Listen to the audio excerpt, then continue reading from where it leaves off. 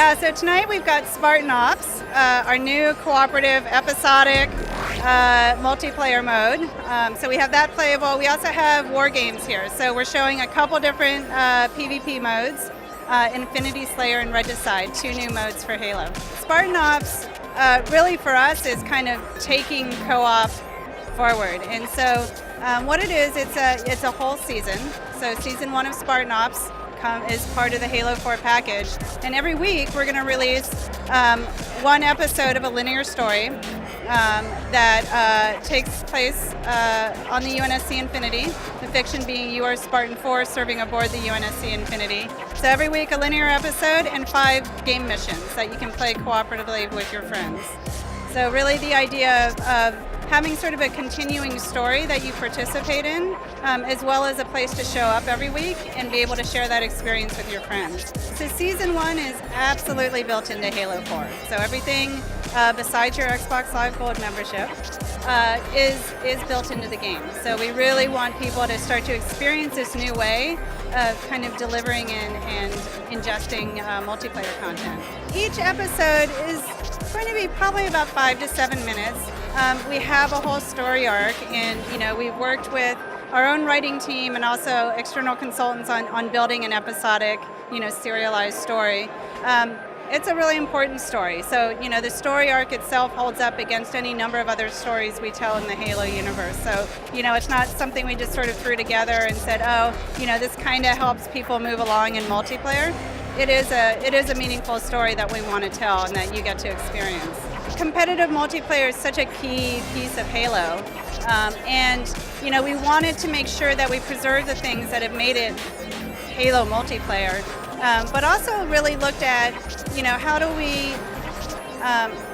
we start to keep our sandbox and our balance true, but allow players to start to have a few more options with how they play and what they choose to play with. So really taking customization beyond a cosmetic level and allowing players the choice to really play to their own play style. You can customize loadouts. I think part of it is customizing towards how you're best at playing. Part of it is, for instance, with Spartan Ops, what that particular mission is and what you're going to face, right? And that way when you're playing with friends, you could choose different loadouts that are really optimized in different ways. There's still the cosmetic armor, right? So you can still customize how you look and how you show up.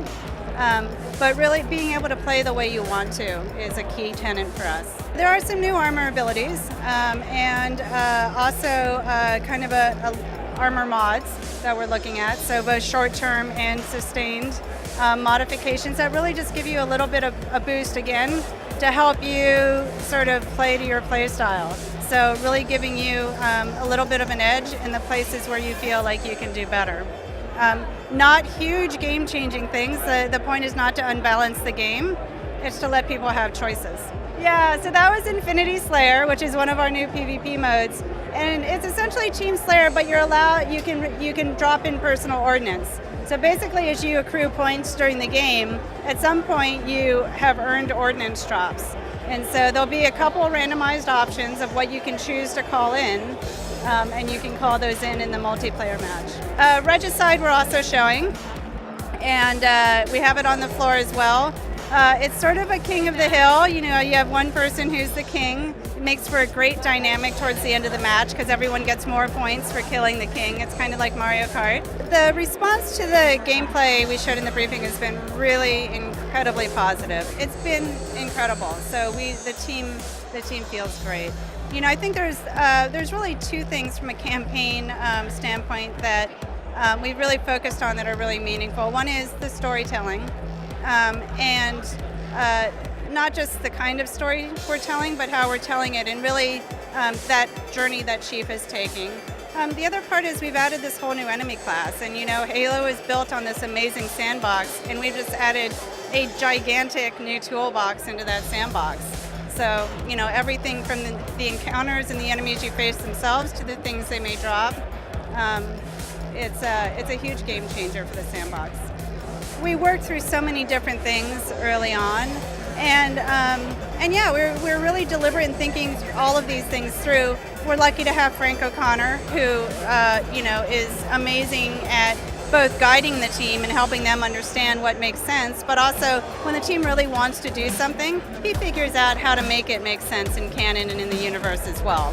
He is the master of canon, and he also brings a really strong opinion on gameplay, which we love. We don't always agree with. But that's good. It is, and believe me, we have a lot of healthy debates across the studio all the time.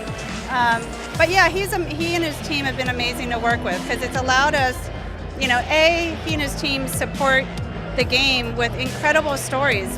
Something we want to do 2 years out, he'll start seeding in something they're working on now. And it's really made the fiction something really meaningful. And so he's an amazing partner to have. Taking over Halo, I think it's probably one of the most unique sort of situations to have in the industry. I think for a lot of reasons. One is taking over this incredibly successful IP that's also kind of at a pivotal point in its life cycle. The other is being a startup within Microsoft, right? And building a team from scratch. And I think that we face a lot of different pressures from a lot of different directions all the time.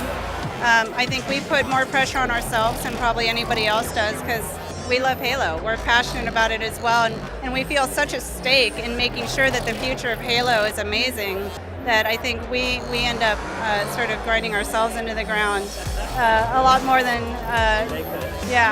We are incredibly excited about the innovations we're adding in multiplayer.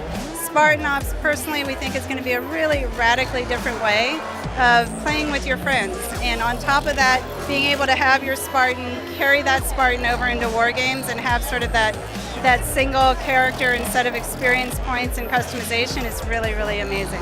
Halo 4 is coming exclusively to the Xbox 360 on November 6th. Very short time away.